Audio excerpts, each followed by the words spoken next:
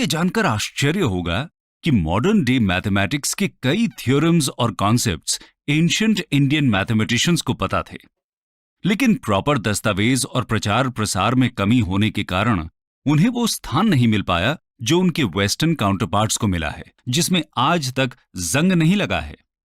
ये तो थी केमिस्ट्री और मेटलर्जी की बात। एंशिएंट इंडिया में मेडिकल साइंस बाकी साइंसेस से किसी भी मामले में पीछे नहीं था।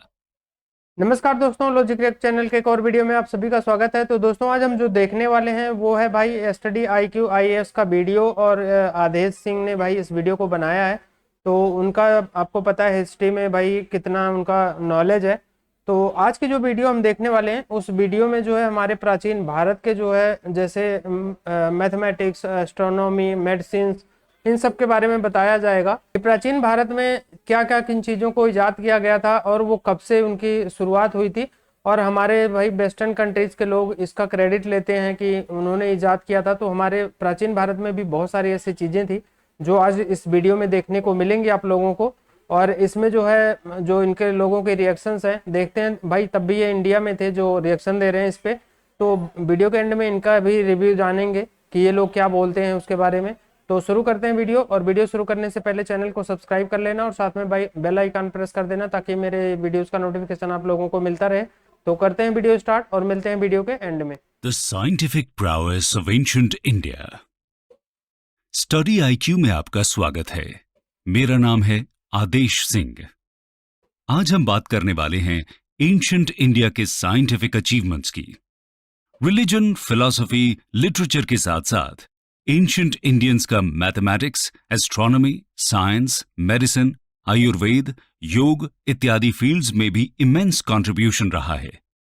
आइए हम एक एक कर सभी फील्ड्स के साइंटिस्ट्स और उनके अचीवमेंट्स की चर्चा करते हैं। शुरू करते हैं मैथमेटिक्स एंड एस्ट्रोनॉमी से। Mathematics and astronomy. आपको यह जानकर आश्चर्य होगा कि मॉडर्न डे मैथमेटिक्स के कई थ्योरम्स और कॉन्सेप्ट्स एंशिएंट इंडियन मैथमेटिशियंस को पता थे, लेकिन प्रॉपर दस्तावेज और प्रचार प्रसार में कमी होने के कारण उन्हें वो स्थान नहीं मिल पाया जो उनके वेस्टर्न काउंटरपार्ट्स को मिला है। उदाहरण के लिए हम एंशिएंट ग्रीक मैथमेटिशियन यूक्लिड की पॉपुलैरिटी से बहुत हद तक परिचित हैं, पर आज हम कुछ इंपॉर्टेंट एंशिएंट इंडियन मैथमेटिशियंस और एस्ट्रोनॉमर्स के कॉन्ट्रीब्यूशंस को भी अच्छे से जानेंगे। इनमें सबसे पहले बात करते हैं बौद्ध्यान की। बौद्ध्यान ने कई कॉन्सेप्ट्स और थ्योरम्स दिए थे जिसे वेस्टर्न वर्ल्ड ने बाद में रीडिस्कवर किया था। जैसे उन्होंने सबसे पहले पाई का वैल्यू कैलकुलेट किया था, जिससे किसी भी सर्कल का एरिया और सर्कमफ्रेंस कैलकुलेट किया जा सकता था। उनकी किताब सुल्वसूत्रा में पाइथागोरस थ्योरम जैसा इक्वेशन हमें पाइथागोरस से पहले देखने को मिला है। अगले साइंटिस्ट हैं आर्यभट्ट। नाम तो सुना ही होगा। बौद्ध्यान की तरह आर्यभट्ट ने भी इंडिपेंडेंटली पाई की वैल्यू कैलकुलेट की थी। उनके हिसाब से पाई की अप्रॉक्सिमेट वैल्यू 3.1416 थी। आर्यभट्ट 5th सेंचुरी AD के महान मैथमेटिशियन, एस्ट्रोनॉमर, एस्ट्रोलॉजर और फिजिसिस्ट थे। 23 साल की उम्र में ही उन्होंने आर्यभट्टय्या नाम की किताब लिख डाली थी, जो उनके समय की मैथमेटिक्स की कंप्लीट समरी थी। इसमें आपको decimal system, number theory, geometry, trigonometry, algebra और एस्ट्रोनॉमी पर बड़ा अच्छा एक्सप्लेनेशन मिल जाएगा। आर्यभट्ट ने सबसे नोटेबल जीरो का आविष्कार किया था। इसके कारण उन्हें अर्थ और मून के बीच डिस्टेंस निकालने में काफी मदद मिली थी। स्पेस साइंस में आर्यभट्ट ने हमारे सोलर सिस्टम के बारे में बहुत इंपॉर्टेंट हाइपोथेसिस दिए थे, जो बाद में चलकर सच साबित हुए थे। एस्ट्रोनॉमिकल ऑब्जर्वेशन के आधार पर उन्होंने बताया था कि अर्थ अचल यानी इमूवेबल नहीं है, बल्कि अपने एक्सिस पर रोटेट करती हुई एक स्फेरिकल बॉडी है। उन्होंने हीलियोसेंट्रिज्म का भी कॉन्सेप्ट दिया था, जिसके अनुसार सभी प्लैनेट्स सूर्य का चक्कर लगाते हैं। इसके अलावा उन्होंने सोलर और ल्यूनर एक्लिप्स का साइंटिफिक एक्सप्लेनेशन भी दिया था, जिसके बाद लोगों को पता चला कि एक्लिप्स राहु, केतु या किसी राक्षस या डीमन का काम नहीं होता है। उनके इन्हीं महान कॉन्ट्रीब्यूशंस के लिए 1975 में लॉन्च हुए भारत के पहले सैटेलाइट का नाम आर्यभट्ट रखा गया था। आर्यभट्ट के बाद 7th सेंचुरी एडी में जन्मे ब्रह्मगुप्त ने मैथमेटिक्स को नई ऊंचाइयों पर पहुंचा दिया था। आइए जानते हैं ब्रह्मगुप्त के बारे में। ब्रह्मगुप्त का मल्टीप्लिकेशन करने का मेथड आज के मल्टीप्लिकेशन मेथड से काफी सिमिलर था। उन्होंने मैथ्स में जीरो से रिलेटेड ऑपरेशंस इंट्रोड्यूस किए थे और साथ ही उन्होंने ब्रह्म स्फुट सिद्धांतिका नामक बुक भी लिखी थी, जिससे अरब्स को इंडियन मैथमेटिकल सिस्टम्स का पता चला था। इस किताब में कई मेजरिंग इंस्ट्रूमेंट्स का भी मेंशन है, जिससे उस समय के एस्ट्रोनॉमर्स रीडिंग लिया करते थे। हमारे अगले मैथमेटिशियन हैं भास्कराचार्य। आइए अब जानते हैं भास्कराचार्य के बारे में। ब्रह्मगुप्त से 500 साल बाद 12th सेंचुरी एडी में जन्मे भास्कराचार्य उस समय के लीडिंग मैथमेटिशियन हुआ करते थे। उनका जन्म कर्नाटका के बीजापुर डिस्ट्रिक्ट में हुआ था। उन्होंने सिद्धांत शिरोमणि नाम से एक फेमस बुक लिखी थी, जिसमें 4 सेक्शंस थे: लीलावती यानी एरिथमेटिक, बीजगणित यानी अलजेब्रा, गोलाध्याय यानी स्फीयर और ग्रह गणित यानी mathematics of planets. 19th century में जेम्स टेलर ने लीलावती सेक्शन का इंग्लिश ट्रांसलेशन किया था, जिससे पूरी दुनिया को भास्कराचार्य के ब्रिलियंट मैथमेटिकल कॉन्सेप्ट्स का पता चला था। उन्होंने अलजेब्रिक इक्वेशन सॉल्व करने के लिए साइक्लिक मेथड इजाद किया था, जिसे यूरोपियंस ने बाद में इनवर्स साइक्लिक मेथड नाम से पॉपुलराइज किया। इसके अलावा जैन गुरुओं ने भी मैथमेटिक्स के फील्ड में बहुत योगदान दिया था। महावीराचार्य उनमें से एक थे। चलिए जानते हैं महावीराचार्य के बारे में। महावीराचार्य ने 850 एडी में गणित सार संग्रह लिखा था, जो आपको आज के अलजेब्रा टेक्स्ट बुक से काफी मिलता जुलता लगेगा। उन्होंने जॉन नेपियर के एलसीएम निकालने के मेथड से बहुत पहले एलसीएम निकालने का मेथड इजाद कर लिया था। मैथ्स और एस्ट्रोनॉमी के साथ साथ एंशिएंट इंडियंस ने साइंस के फील्ड में भी बहुत योगदान दिया था। आइए देखते हैं साइंस। साइंस की बात करें तो सबसे पहले नाम कनाद का आता है। 6th सेंचुरी बीसी में जन्मे Kanad Vaisheshika school of philosophy से ताल्लुक रखते थे। उनका असली नाम औलुक्य था, पर बचपन से उनकी रुचि कण यानी माइन्यूट पार्टिकल्स में थी, जिसके कारण उनका नाम कनाद पड़ गया था। आश्चर्य की बात यह है कि डाल्टन से करीब 2600 साल पहले उन्होंने एटॉमिक थ्योरी दी थी, जो मॉडर्न एटॉमिक थ्योरी के काफी करीब थी। कनाद के बाद 6th सेंचुरी एडी में जन्मे वाराहमिहिरा एंशिएंट इंडिया के दूसरे वेल नोन साइंटिस्ट थे। तो जानते हैं वाराहमिहिरा के बारे में। वाराहमिहिरा ने हाइड्रोलॉजी, जियोलॉजी, इकोलॉजी और एस्ट्रोलॉजी यानी ज्योतिष शास्त्र में बहुत बढ़िया काम किया था। फॉर एग्जाम्पल, अगर उदाहरण लें तो उन्होंने ऐसे 6 जानवरों और 30 पौधों के नाम बताए थे, जिससे ग्राउंड वाटर का पता लगाया जा सकता था। इसके अलावा बृहद संहिता नामक किताब में वाराहमिहिरा ने अर्थक्वेक प्रिडिक्शन पर एक पूरा चैप्टर लिखा था। उन्होंने पंच सिद्धांतिका नाम की किताब भी लिखी थी, जिसमें 5 एस्ट्रोनॉमिकल सिस्टम्स को डिस्क्राइब किया गया था। एस्ट्रोनॉमी के साथ साथ केमिस्ट्री के फील्ड में भी एंशिएंट इंडिया बहुत आगे था, जिनमें सबसे प्रमुख नाम आता है नागार्जुना का। जानते हैं नागार्जुना के बारे में। 10th सेंचुरी एडी में जन्मे नागार्जुना ने केमिस्ट्री और मेटलर्जी में कमाल का काम किया था। उन्होंने अपना पूरा जीवन किसी भी मेटल को गोल्ड में कन्वर्ट करने के रिसर्च में लगा दिया था, जिसे एल्केमी भी कहा जाता है। ऑल्दो वो पूरी तरह सफल नहीं हो पाए, पर उन्होंने इस प्रोसेस में एक गोल्ड प्लेटिंग टेक्नोलॉजी डेवलप कर ली, जो आज भी इमिटेशन ज्वेलरी बनाने में यूज किया जाता है। रस रत्नाकरा नाम की किताब में उन्होंने गोल्ड, सिल्वर, टिन, कॉपर जैसे मेटल्स के एक्सट्रैक्शन मेथड पर बहुत डिटेल में लिखा था। इसके अलावा मेटलर्जी में एंशिएंट इंडिया की प्राउएस का पता आप गुप्ता एज में बने दिल्ली आयरन पिलर से भी लगा सकते हैं, जिसमें आज तक जंग नहीं लगा है। ये तो थी केमिस्ट्री और मेटलर्जी की बात। एंशिएंट इंडिया में मेडिकल साइंस बाकी साइंसेस से किसी भी मामले में पीछे नहीं था। आइए देखते हैं मेडिकल साइंस। मेडिसिन और सर्जरी। मेडिकल साइंस के 2 प्रमुख डिविजन्स होते हैं। प्राचीन भारत में आयुर्वेदिक मेडिसिन और सर्जरी दोनों तरीके से मरीजों का इलाज किया जाता था। आयुर्वेदिक मेडिसिन में आत्रेय ऋषि और चरक का नाम सबसे पहले लिया जाता है। आत्रेय ऋषि द्वारा लिखी गई किताब आत्रेय संहिता दुनिया की ओल्डेस्ट मेडिकल बुक्स में से एक है। उसके बाद चरक भी आयुर्वेद के पायनियर डॉक्टर थे। वे महाराज कनिष्क के राजवैद्य यानी रॉयल डॉक्टर हुआ करते थे। काफी रिसर्च के बाद उन्होंने चरक संहिता लिखी थी, जिसमें विभिन्न बीमारियों की रूट कॉज और ट्रीटमेंट दोनों पर डिटेल्ड डिस्कशन किया गया था, जो आज भी रेलेवेंट है। मेडिकल साइंस के दूसरे डिवीजन सर्जरी के फील्ड में सुश्रुत का हाथ पूरे एंशिएंट इंडिया में कोई नहीं पकड़ सकता था। प्लास्टिक सर्जरी यानी राइनोप्लास्टी और कैटरैक्ट सर्जरी यानी ऑप्थेल्मिक सर्जरी के लिए सुश्रुत आज भी याद किए जाते हैं।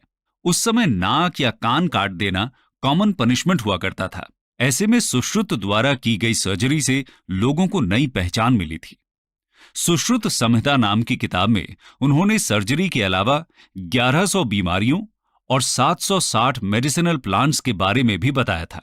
ये प्लांट्स आपको आज कई घरेलू नुस्खों में मिल जाएंगे, पर जरूरी नहीं है कि सारी बीमारियों का इलाज आयुर्वेदिक मेडिसिन और सर्जरी से ही हो जाए। कुछ बीमारियां खराब लाइफस्टाइल के कारण भी हो जाती हैं। प्राचीन भारत ने ऐसी बीमारियों से निपटने के लिए योग का इजाद किया। पतंजलि एंड योग। योग हीलिंग विदाउट मेडिसिन पर फोकस करता है। पतंजलि के योग सूत्र के अनुसार इसमें फिजिकल एक्सरसाइज यानी आसन, मेडिटेशन और ब्रीदिंग एक्सरसाइज यानी प्राणायाम के कॉम्बिनेशन से फिजिकल, मेंटल, इमोशनल और स्पिरिचुअल बैलेंस अचीव किया जाता है। योग शब्द संस्कृत वर्ड युज से आया है, जिसका मतलब टू यूनाइट होता है। योगिक स्क्रिप्चर्स की माने तो योग करने से इंडिविजुअल और यूनिवर्सल कॉन्शियसनेस एक हो जाते हैं, जिससे माइंड और बॉडी, ह्यूमंस और नेचर में परफेक्ट हार्मनी स्टैब्लिश होता है। योग के इन बेनिफिट्स के कारण ही 2015 से हर साल 21 जून को इंटरनेशनल योगा डे मनाया जाता है। भारत के लिए उसकी रिच एंड ग्लोरियस पास्ट की ग्लोबल रिकॉग्निशन इससे बेहतर और क्या हो सकती है। कंक्लूजन। दोस्तों, जैसा कि हमने देखा, एंशिएंट इंडिया साइंटिफिक अचीवमेंट्स के लिहाज से एक गोल्डन एज था। हिंदुस्तान में डेवलप्ड कई इंपॉर्टेंट कॉन्सेप्ट्स अरब्स द्वारा यूरोप तक पहुंचाए गए थे और ब्रिटिशर्स ने भी इंडिया आने के बाद लीलावती जैसी बुक्स रीडिस्कवर की थीं। एंशिएंट इंडियन साइंटिफिक ट्रेडिशन को बरकरार रखते हुए आज भी इंडियन साइंटिस्ट्स ग्लोबल प्रॉब्लम्स के सॉल्यूशंस में अपना योगदान देते हैं। इसका अच्छा उदाहरण है साल 2000 के आने से पहले Y2K कंप्लायंट कंप्यूटर प्रोग्राम्स का बनाना। इस प्रॉब्लम से निपटने के लिए हमारे साइंटिस्ट्स ने दिन रात मेहनत कर पूरी दुनिया के बैंकिंग सिस्टम, एयर ट्रैवल इत्यादि को क्रैश होने से बचाया था। हिस्ट्री सीरीज का ये एपिसोड कैसा लगा, कमेंट सेक्शन में जरूर शेयर करें। चलें जी, वीडियो खत्म हो गई। और भाई साहब क्या बात है, उस दौर में देख लें कि जब इतनी ज़्यादा टेक्नोलॉजी नहीं थी, उस वक्त में इतने महान लोग गुजरे बिल्कुल इस धरती से।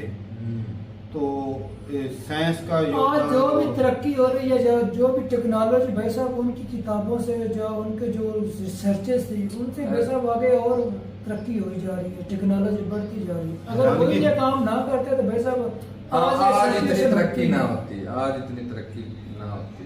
हर मामले में सबसे ज्यादा देखा जाए तो इस खित्ते का रियाजी में योगदान बहुत ज्यादा रहा। उपाय का देख लें भाई साहब, आज भी चलो हमारे पास तो कैलकुलेटर है तो हम जो है वो निकाल सकते हैं। उस दौर में यार इतना कमाल का उनका नॉलेज था, कैसे मिलते थे। हमारी सोच तो भाई साहब दंग रह जाती है जब वो इस तरह के रिसर्चेस करते थे ना, और बोलते थे जमीन किस तरह अपने गिर्द भी घूम रही, सूर्य के गिर्द भी है, इस तरह के आज तो चलो कैसे करते थे या कैसे उसको देखते थे। अच्छा ये देख लें कि भाई उनकी पुरानी किताबों की वजह से आगे आगे जो है वो चेंजिंग होती गई, दिमाग बढ़ता गया लोगों का। और आज देख लें साइंस जो है वो कितनी तरक्की कर गई। वो इसीलिए क्योंकि वो भाई साहब कुछ जो पुरानी रिसर्च थी उसको देखा, उसमें थोड़ी सी और ऐड होती गई, उसमें थोड़ी सी और ऐड होते होते आज देख लें कितना आगे जा चुके हैं। अब चांद पे बंदे पहुंच गए भाई। तो भाई नो डाउट कि भाई इस अच्छा, खित्ते जो में सर्जरी वाला जो सिस्टम है हमें तो आज पता चल रहा है, वो मरियम नवाज साहब करती है ना, उससे पता है सर्जरी भी करती है। लेकिन देख लो कितना पुराना ये सिस्टम है सर्जरी। क्या सर्जरी होती है? अरे नाकान वगैरह जो उस दौर के अंदर काट दी सजा होती थी। साहब हाँ, उस वक्त जो राजा महाराजा थे बेशक हमें तो अभी पता चला कि- बेचारे अवाम के साथ बड़ा जुल्म करते थे, सजाएं ऐसी होती थी खतरनाक। वो किसी का नाक काट दिया, किसी का कान काट दिया, तो वो उसको बेइज्जत करने के लिए। और बहुत अच्छी इंफॉर्मेशन भी मिली है और कुछ जाने का मौका भी मिला है आपकी वीडियो के थ्रू। और ये बहुत अच्छी चीज़ है कि हम यहाँ पे जो है वीडियो भी क्रिएट करते हैं और कुछ नया जानने को भी मिलता है और हिस्ट्री के मतलब भी कुछ सुनने को मिलता है और जानकारी में इजाफा होता है हमारी और जनरल नॉलेज में भी। और ये है कि अपना जो पाई का है वो मैंने सुना हुआ था और ज़ीरो का भी सुना हुआ था कि वो तो इंडियन एंशियंट ने जो है ना वही ईजाद किया था और पाई की वैल्यू जो है वो उन्हीं ने खोजी थी। तो काफ़ी चीज़ें ऐसी थी जो कि सुना हुआ था लेकिन इंडियन एंशियंट के नाम नहीं पता थे मुझे। तो बाकी ये है कि अभी इन्होंने नाम के साथ पूरी डिटेल दी और किस सन हिजरी में जो है वो ये सारा कुछ हुआ। और साइंस में भी बहुत ज़्यादा आगे थे और मैथ में भी। और लेकिन इन्होंने एक कारण बताया कि वेस्टर्न जो है वो उनको ज़्यादा प्रमोट किया जाता था। ये मतलब उस वक्त भी ये सारा कुछ मेरे ख्याल में चल रहा था, वेस्टर्न का ज़्यादा था, वो ज़्यादा था सर। तो उस वहाँ के जो जितने भी हैं वो हमने भी जितनी जहाँ पे जो हमारे पढ़ाई गई है वो हमारे इंडिया की नहीं पढ़ाई गई। सीधी सी बात है, ये हमारे एजुकेशन सिस्टम का जो है ना वो नेगेटिव पार्ट है क्योंकि हमें पढ़ाना चाहिए था। क्योंकि उस वक्त ना पाकिस्तान था, ना इंडिया था, ना बांग्लादेश था। उस वक्त सारा एक यूनाइट मतलब वो सारा एक हिंदुस्तान था, भारत था, इंडिया था।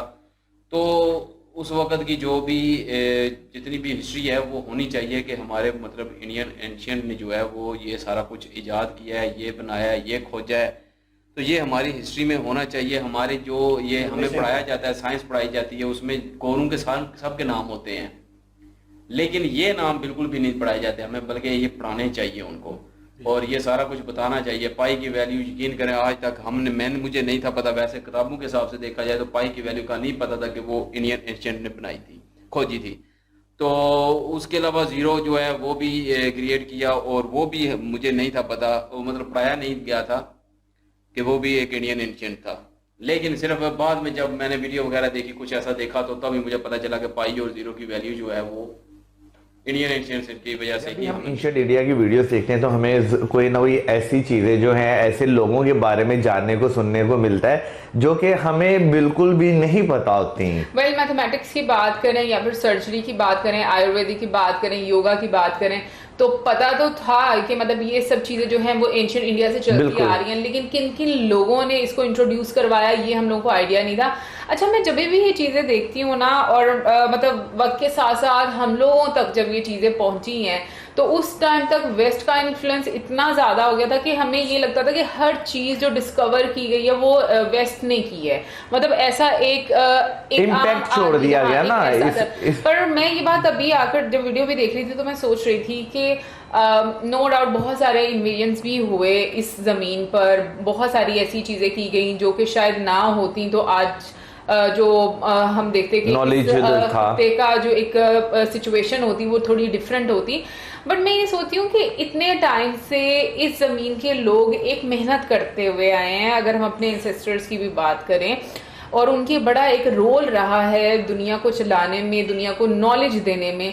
लेकिन फिर ऐसा क्या हुआ कि मतलब ऊपर वाले की तरफ से इतना ज्यादा यहाँ पर एक डिस्ट्रक्शन देखना पड़ा या इतना ज्यादा इन्वेजन देखना पड़ा? उसके क्या कारण हुए होंगे या वो क्या चीजें हुई होंगी? क्योंकि देखो जब ऐसे लोग आए उन्होंने आकर मतलब जितने भी नॉलेज वाली चीजें थी वो सारी तबाह बर्बाद कर दी, बट उससे पहले के जो लोग थे उनकी कितनी एफर्ट थी।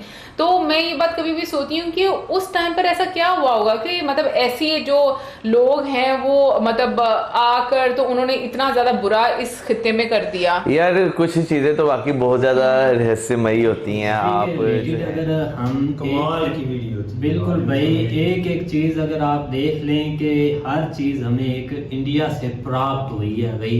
कि देख लें कि ऐसे ऐसे साइंटिस्ट थे कि मतलब कि उन्होंने भाई जीरो से लेकर भाई इतनी पावर से लेकर आसमानों तक हर चीज़ के बारे में उन्होंने भाई देख ले कि ज़मीन के नीचे, ज़मीन के ऊपर, पौधे, बीमारियों के बारे में, मतलब हर चीज़ के बारे में उन्होंने हमें भाई बता दिया था, और जिनका भाई आज तक यूज़ होता आ रहा है और अब भी हो रहा है भाई, हर चीज़ का अब भी भाई यूज़ हो रहा है। नहीं देखो ना, अब दो तीन चीज़ें इंपॉर्टेंट हैं। एक तो मैथमेटिक्स के हवाले से अगर बात कर लें, और उसके अलावा साइंस के हवाले से बात करें, और थर्ड जो है ना वो मेडिकल के हवाले से बात करें, तो तीनों में जो है ना वो एक बहुत बड़ी अचीवमेंट थी। ये भी हमारे वो पूर्वज ही हैं भाई।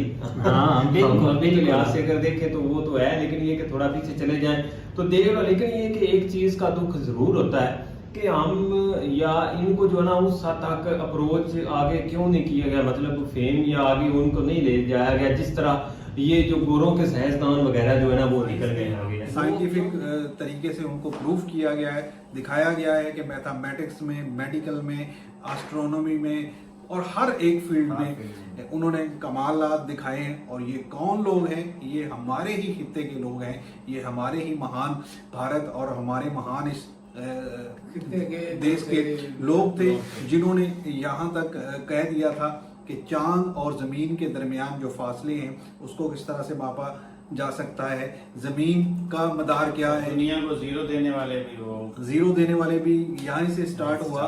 दुनिया को इलाज और जड़ी बूटियों से जो इलाज स्टार्ट किया गया था वो भी यहीं से आज़ाद हुआ।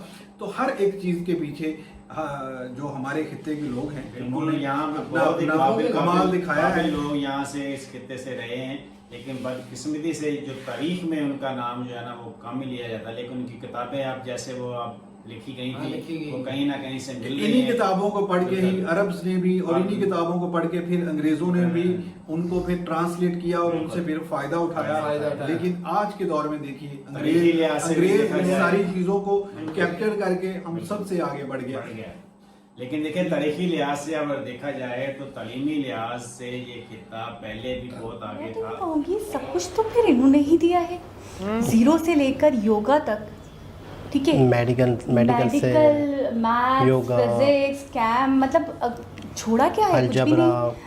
वही ना मैथ्स के अंदर ही आता है, एलसीएम, अलजेब्रा, ये सब मैथ्स में ही आता है। तो मैं ये कह रही हूँ कि बाद में सिर्फ इन गोरों ने नाम किया है क्या अपना, ऐसा ही हुआ है, अपने ऊपर लगवा लिया। अच्छा, मुझे क्रेडिट तो सारा इनका था। मुझे ऐसा लगता है कि ये उसी दौर में हुआ जब यहाँ से ये लोग चीज़ें लेके गए हैं, जब ये लोग यहाँ थे और यहाँ से चीज़ें लेके अपने देश गए हैं तो बहुत सारा खजाना लेके गए।